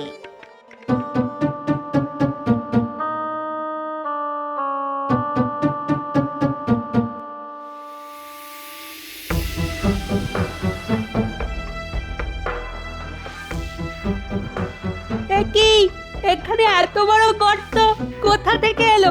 কাছে পিঠে কেউ নেই তো? তোমরা কে? এখানে কি চাই? জানো এখানে একটা রাজকার্য চলছে। রাজকার্য? এখানে রাজকার্য তো রাজসভায় হয়, তা এখানে কি হচ্ছে? দেখো, এত কথা বলতে পারবো না, মন্ত্রীমশাই বলতে বারণ করেছেন। হ্যাঁ, বাবা, একটা কুয়ো খুঁড়তে এত মোহর খরচা হয়ে গেল। আমরা কিন্তু এখনো কিছু পাইনি। মোহর তো সব নিয়ে গেছে মন্ত্রীটা, তবে কাল থেকে কাজ বন্ধ করে দেব। মোহর না পেলে কোনো কাজই হবে না, এ কথা তোমায় বলে দিলাম। হ্যাঁ হ্যাঁ, আমি মহারাজকে বলে দেব যে মন্ত্রী তোমাদের একটা মোহরও দেয়নি।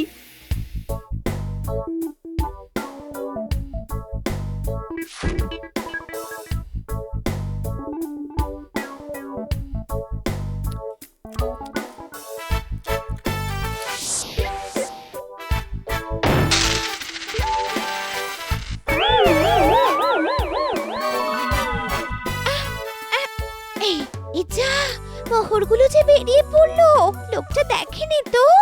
ভিখিরি মানুষটা মন দিয়ে খাচ্ছে, মোহরগুলো নিশ্চয়ই দেখতে পায়নি। আর দেখলেও বাকি, মন্ত্রীর বাড়িতে মোহর থাকতে পারে না।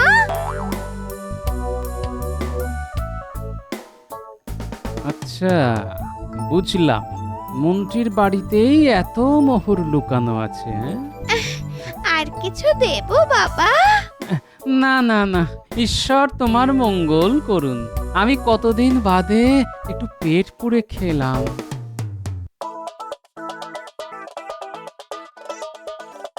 আজ নিজের চোখে দেখে এলাম দাদু, মেঘের প্রাসাদ বানানোর নামে একটা গর্ত খোঁড়া হচ্ছে, আর সেখানেই বোধহয় মোহর লুকানো আছে। না রে, মোহর আমি নিজের চোখেই দেখে এসেছি মন্ত্রীর বাড়ি। শোনো গিন্নি, তোরাও শোন, কাল সকালে সোজা রাজসভায় গিয়ে সবাই মিলে মরা কান্না কাঁদবি, বলবি আমি মারা গেছি। মহারাজ যেন দয়া করে আমার বাড়িতে আসেন, নইলে শেষকৃত্য সম্পন্ন করা যাচ্ছে না। মরণ নাকি?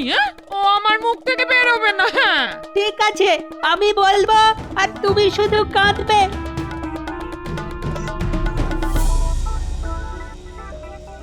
কি গোপাল আজ আসেনি? কেন কেন কেন? গোপালের কিছু হয়নি তো? গোপালের আবার কি হবে? সেই পেট খারাপ হয়েছে।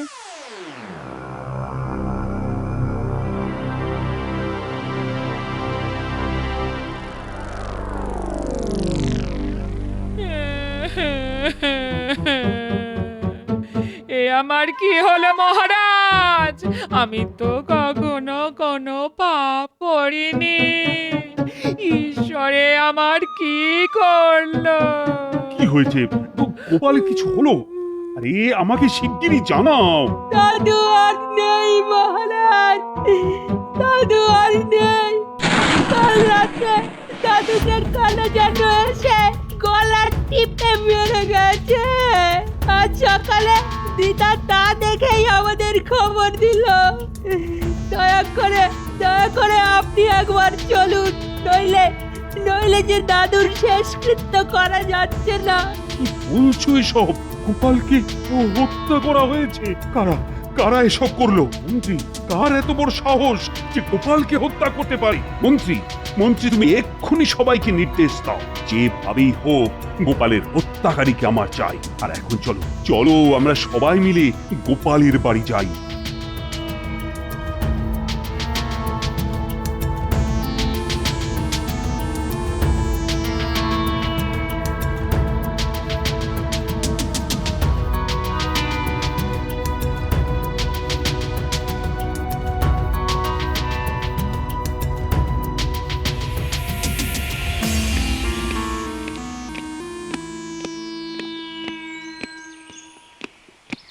মহারাজ, আমি কিন্তু আর এখানে নেই, মেঘের ওপর ভাসছি।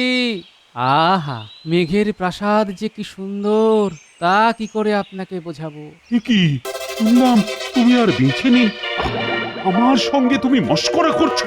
মহারাজ, আপনার সঙ্গে মশকরা করার স্পর্ধা আমার নেই, কিন্তু কাল রাতে স্বপ্ন দেখলাম আমাকে কারা যেন হত্যা করে এখানে শুয়ে দিয়ে গেছে। তারা আমার খুব উপকারই করেছে। আমি এখন মেঘের প্রাসাদে ঘুরে বেড়াচ্ছি। তার মানে তুমি বলতে চাও আমি মেঘের প্রাসাদে থাকতে পারবো না? কেন পারবেন না? তবে ইহজীবনে সম্ভব নয়। আমার মতো মরে গেলে তারপর পারবেন। মহারাজ, স্বপ্ন স্বপ্নই, তা কখনো সত্য হয় না। তবে আমার এত মোহর সব কোথায় কোথায় গেল? আপনি যদি আমাকে ইহজীবনে ফিরে আসার অনুমতি দেন তো মোহর কোথায় আছে তা বলতে পারি। আমি সব বুঝে গেছি। ওঠো ওঠো, এবার ওঠো। সবার আগে মহারাজ, আপনার মন্ত্রীকে এক্ষুনি গ্রেপ্তার করুন, তার বাড়িতে তল্লাশি নিন, ভাতের হাঁড়িগুলো ভালো করে খুঁজতে বলুন, সব মোহর পেয়ে যাবেন। পেয়ারা, আগে মন্ত্রীকে এক্ষুনি বেঁধে ফেলো, তারপর তল্লাশি।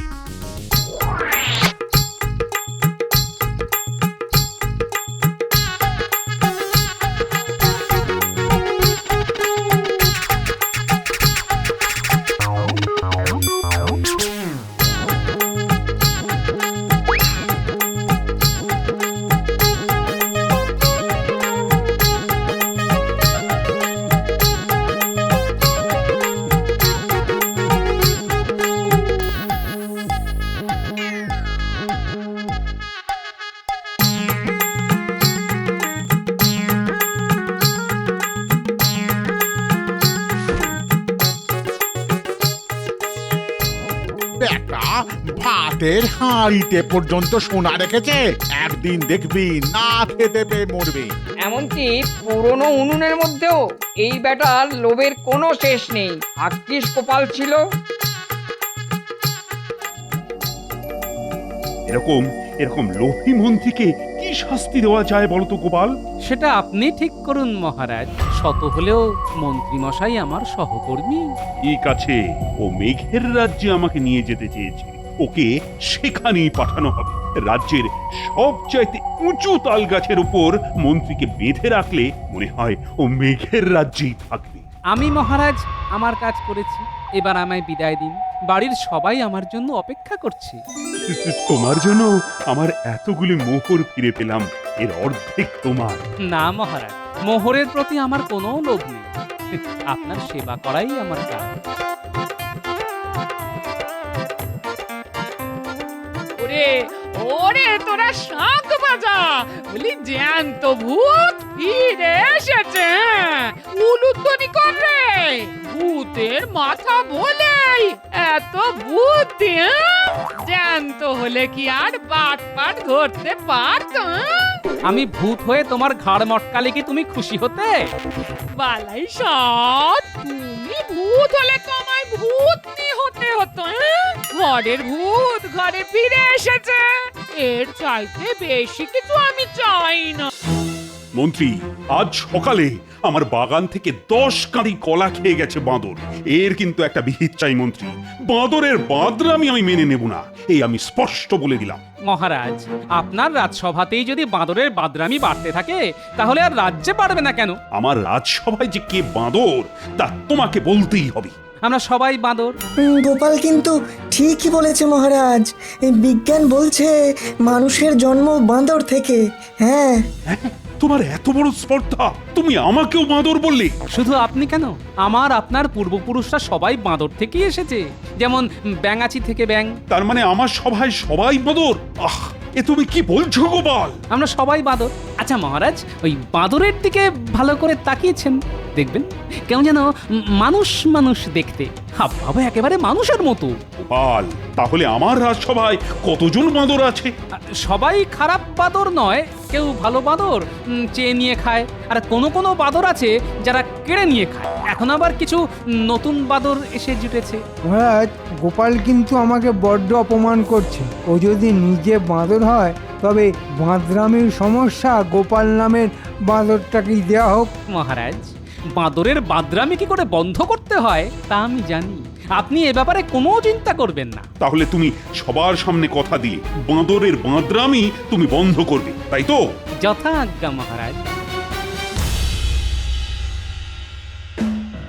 আজ তুমি যা দিলে না, মন্ত্রী মুখ একেবারে বাংলার 5 করে দিলে।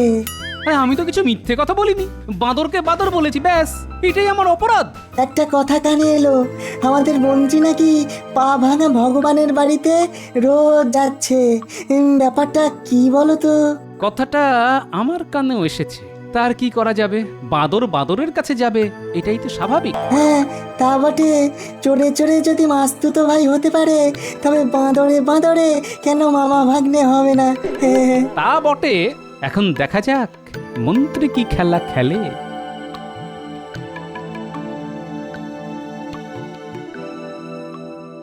আয় আয়, তোরা যে আসবি আমি জানতাম। না এসে উপায় আছে? একটা কাজ আছে, তাই তোদের খোঁজ করছিলাম। কাজ ছাড়া কি আমাদের খোঁজ করে বলুন? বড় বড় কথা না বলে আগে কাজের কথাটা শোন। বলুন মন্ত্রী মশাই, আমরা তো শুনতেই এসেছি। হ্যাঁ, তোরা বাঁদর সাজতে পারবি?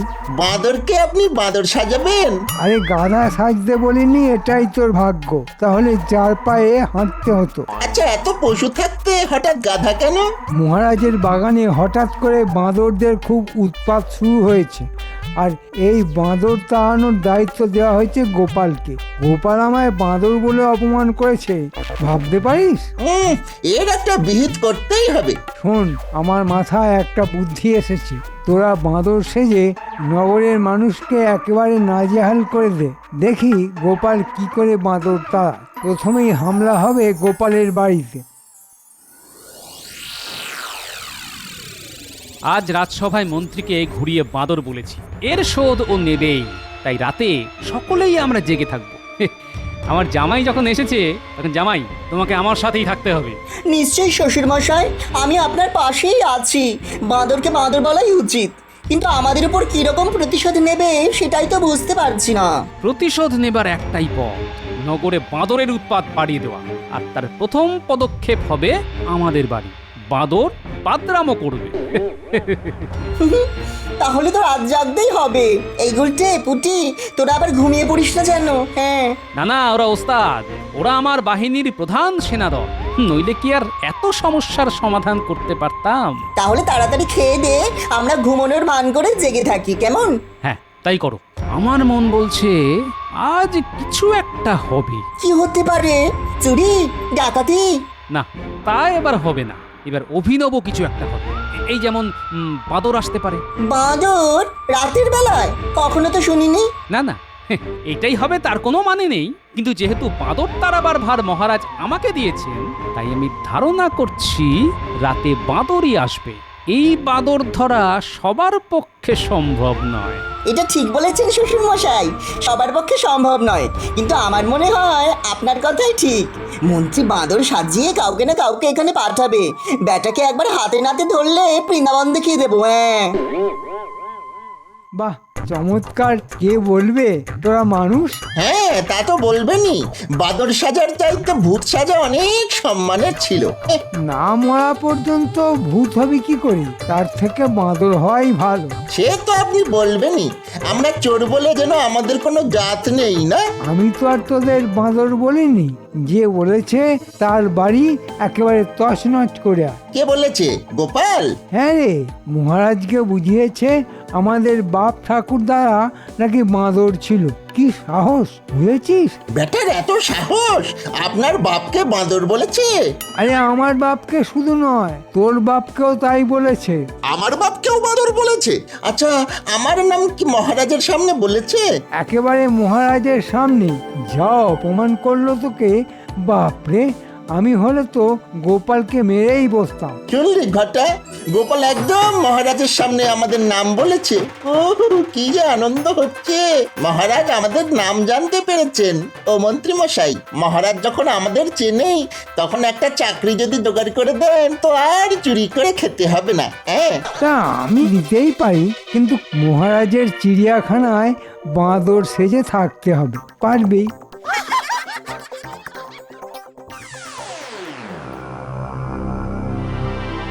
জামাই, এবার ওদের আসার সময় হয়ে গেছে, অনেক রাত হয়েছে। একটা কাজ করা যাক, তোমরা বাইরে বেরিয়ে লুকিয়ে থাকো। ওরা আসলে দূর থেকে ওদের লক্ষ্য রাখো। ঘরে আমি আছি, এখানে যা করার তাই করব। আসবে তো? আমার অনুমান কখনো মিথ্যে হয় না জামাই। আমার মন যখন বলছে আজ রাতেই কেউ আসবে, তখন আসবেই।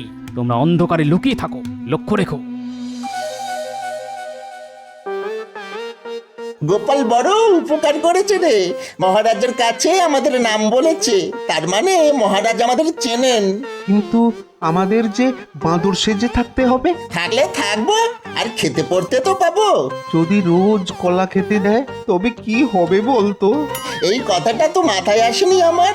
তোর বুদ্ধি আছে রে ঘটা। আমার আর কি বুদ্ধি রে ঘটা, আমার বাবার যা বুদ্ধি ছিল না, তা তুই কল্পনাও করতে পারবি না।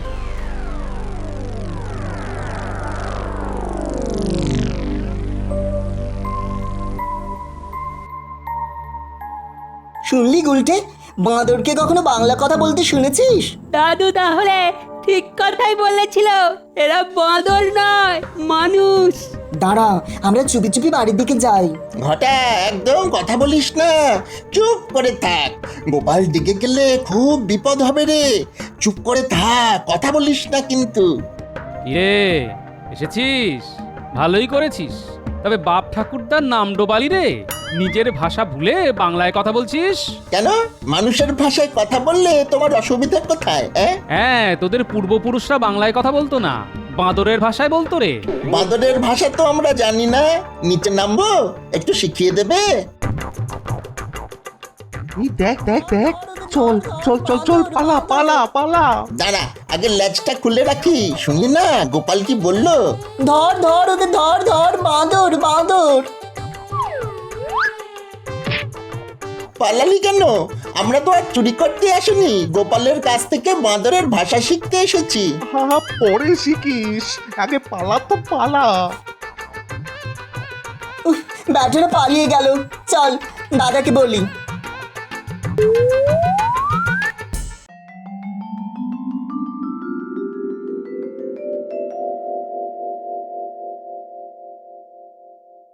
কি গোপাল, বাঁদরের কোনো খবর আছে? আগে অনেক কথা হয়েছে মহারাজ, একেবারে মানুষের ভাষায়। সে কি, বাঁদর কথা বলছে বাংলা ভাষায়? কেন, গোপাল বলে গেল আমাদের বাপ ঠাকুরদারা নাকি বাঁদর ছিল। তাই যদি হয় মহারাজ, তাহলে বাঁদরের পক্ষে বাংলা বলাটা কি অসম্ভব? হ্যাঁ হ্যাঁ হ্যাঁ গোপাল, তোমার যুক্তি মেনে নিলে আমার পূর্বপুরুষরা তো বাংলা ভাষাতেই কথা বলবে, মানে সেটাই তো স্বাভাবিক। এই বিষয়টা একদিনে হয়নি, লক্ষ লক্ষ বছর ধরে বাঁদর ধীরে ধীরে মানুষ হয়েছে। হ্যাঁ, আসলে বিজ্ঞানী মহারাজ, লক্ষ বছর আগে কি বিজ্ঞানী জন্মেছিল যে সেই সময়কার কথা মনে আছে? তুমি জন্মেছিলে যে এই সত্যটাকে অস্বীকার করছো? তুমি কি নিজে দেখেছো সেই সময় মানুষ ঘুরে বেড়াচ্ছে? মহারাজ, এই বাঁদরগুলি তাদের লেজ খুলে রেখে গেছে, দেখবেন। এই দেখুন। আরে, এ তো আমাদের খড় আর কাপড় দিয়ে তৈরি হয়েছে মন্ত্রী। তার মানে এরা ঠিক বাঁদর নয়। বাঁদর সেজে যদি এরা নগরে বাঁদরামি করে, তবে তার শাস্তি কিন্তু খুব খুব কঠিন হবে। আরো একটা কথা আছে, আজ পর্যন্ত কোনো বাঁদরকে দেখেছেন রাতে কারো বাড়িতে হামলা করেছে? রাতে কি ওরা চোখে এত ভালো দেখে মহারাজ? আলবাত দেখে, আমার বাড়িতে একটা বাঁদর এসে মাংস ভাত খেয়ে গেছে। এবার শুনবো বাঘ এসে মন্ত্রীর বাড়িতে সরভাজা খেয়ে গেছে। হায় রে, জগতের কি হাল হলো! হ্যাঁ, না না না, আমি আর তর্ক করতে চাই না, আমি হাতে নাতে ফল চাই। বাঁদরের দলকে ধরতেই হবে। গোপাল, তোমার উপরই আমি এই দায়িত্ব দিয়েছি, সেটা কিন্তু ভুলে যেও না।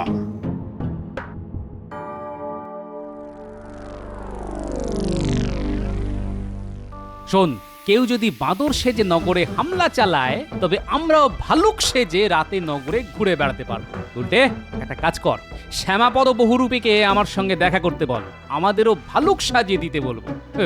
বাঁদরের সঙ্গে ভালুকের এবার লুকোচুরি খেলা হবে।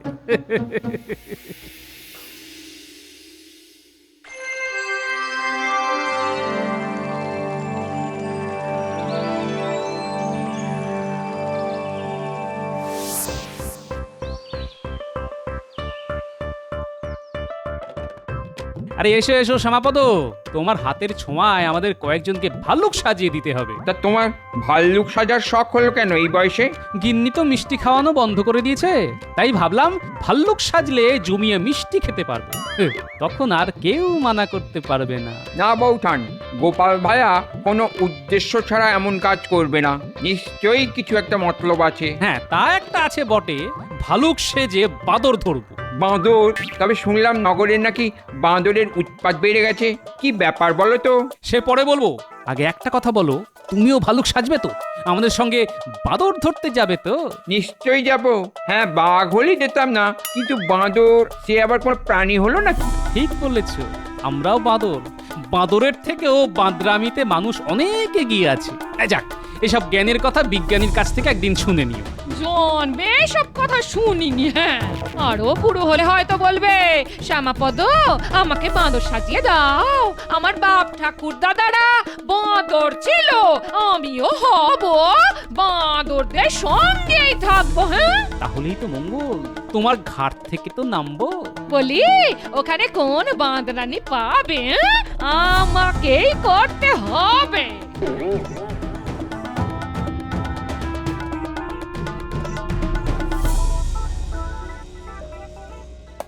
তোরা কি দিন দিন মরকট হয়ে যাচ্ছিস? মরকট হতে যাব কেন? আমরা তো বাঁদর। আরে বাঁদরই যদি হবি তবে লেজটা ফেলে আসলি কেন? বা গোপাল যে বললো লেজটা রেখে যা, তাই তো রেখে এলাম। সর্বনাশ, তোরা আবার গোপালের সঙ্গে কথা বলেছিস? বারে, বাঁদর বলে কি কথা বলা বারণ নাকি? গোপাল তোদের গলা চিনতে পারেনি তো? আমাদের নিজের বলে কোনো গলা নেই, চোর তার উপরে বাঁদর, আমাদের কোনো একটা গলা থাকতে নেই, অনেক গলা নিয়ে চলতে হয়। থাক, আর ভূতের গলা করে কথা বলার দরকার নেই। আচ্ছা মন্ত্রী মশাই, ভূত কি বাঁদর ছিল? আমি জানি না, গোপালকে গিয়ে জিজ্ঞেস কর। সেটাই তো বলতে চেয়েছিলাম, কিন্তু এমন তাড়া খেলাম যে পালিয়ে আসতে বাধ্য হলাম। আর জিজ্ঞেস করে কাজ নেই, আজ কিন্তু বিজ্ঞানীর বাড়ি, কোনো কথা বলবি না, চুপ করে থাকবি।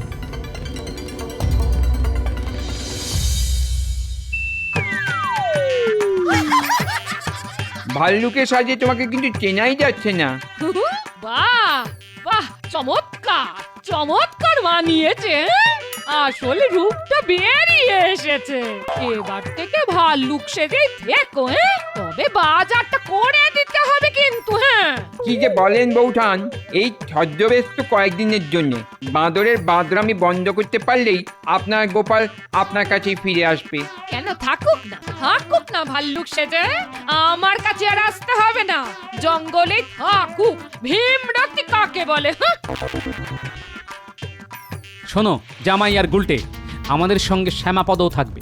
আজ মনে হয় বিজ্ঞানীর বাড়িতে হামলা হবে, আমরা ওখানেই ভালুক সেজে লুকিয়ে থাকবো। তোরা পাশেই থাকবি, কিন্তু কথা বলবো আমি। হ্যাঁ ঠিক আছে, তাই হবে।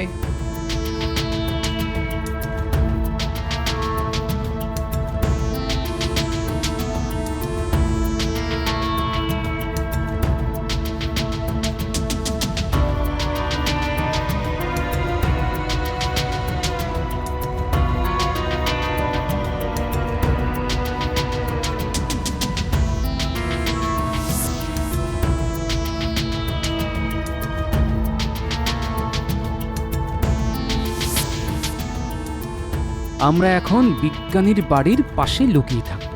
বাঁদর দেখলেই তাদের সঙ্গে ভাব জমাবো, ওদের কাছে আসতে দিতে হবে। তারপর যা করার আমি করব, তোরা শুধু ওদের তাড়া করবি না। ঠিক আছে। একদম কথা বলবি না, আমরা বাঁদর। যদি তাড়া খাই? ফ্যাচ ফ্যাচ করে মুখ ভেঙে যাবি, তাতে সবাই বুঝবে আমরা আসল বাঁদর। এই রে ঘটা, আমার লেজটা তুই আনিসনি? কি করে আনবো?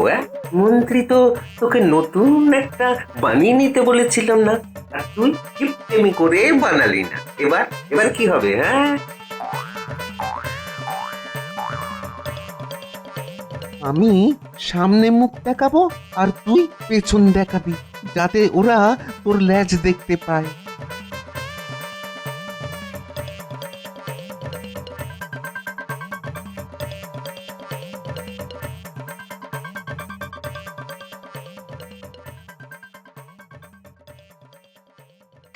যা ভেবেছিলাম, এই দেখ বাঁদরের দল আসছে। হ্যাঁ দেখেছি, আগের দিনের দুটোই আসছে। গোপাল, ওরা কাছে এসে পড়েছে, কি করব? তুমি তো ভাই ভালুকের ডাক ছাড়তে পারো, একবার ছাড়ো তো দেখি। কে যেন ডাকলো, কে বলতো? ডাক শুনে মনে হচ্ছে তো কোনো জন্তু। এই কি হতে পারে বলতো? ওই দেখ আবার ডাকলো। আরে এটা তো ভাল্লুকের ডাক। এই নগরে ভাল্লুকও ঢুকে পড়েছে। সর্বনাশ হয়ে গেছে রে, এবার আমরা কি করব? এই বাদর, জানিস আমরা তোদের পূর্বের পূর্বের পূর্বের পূর্বের পিতৃপুরুষ। আয় আমাদের প্রণাম করে যা, তোদের এমন শিক্ষা দেব যে আর বাঁদর হয়ে থাকতে হবে না। রোজ আমাদের সঙ্গে মাছ ভাত কাঁটা বেচে খাবি। বল রাজি থাকিস তো কাছে আয়, তোদের মন্ত্র দি, নইলে চিবিয়ে খেয়ে ফেলবো। দেখ ঘটা, এই ওরা আমাদের ভাষায় কথা বলছে রে। তার মানে সব জন্তুই বাংলা জানে, কিন্তু আমি যে বাঁদর নই তা তো ল্যাজ দেখেই বুঝে যাবে। তখন বলবি যে মন্ত্রী তোর ল্যাজ কেটে দিয়েছে। হ্যাঁ, মন্ত্রী যদি রাগ করে তাহলে তো খুব বিপদ। আরে ছাড় তো তোর মন্ত্রী। এই চারদিকে তাকিয়ে দেখ, ভাল্লুকগুলি আমাদের ঘিরে নিয়েছে। আর কোনো পথ নেই। আরে কাছে আয়, নইলে আমাদের রাগ হয়ে গেলে কিন্তু চিবিয়ে খেয়ে নেব। তোর লেজটা আমায় দিবি ভাই, আমি তোকে শোধ দিয়ে দেব। আগে ভালুক হয়ে নি, তারপর। আর শোন, মন্ত্রীর কাছ থেকে মোহরটা নিয়ে নিবি, নইলে আমার বড় ক্ষতি হয়ে যাবে। আয় বাবা, কাছে আয়, ক্ষমা না ভাল্লুক মহারাজ। আয় আয়, এই তোরা এক কাজ কর, এবার ওদের লেজ ছিঁড়ে তা দিয়ে ওদের বেঁধে ফেল। হ্যাঁ হ্যাঁ, তাই করছি।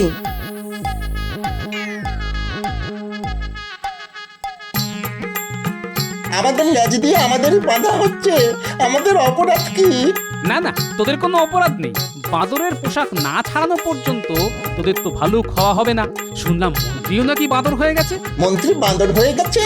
খুব ভালো হয়েছে। বেটা আমাদের ভালুক না বানিয়ে বাঁদর বানিয়ে দিয়েছিল। বাঁদরের থেকে ভালুক কত সুন্দর।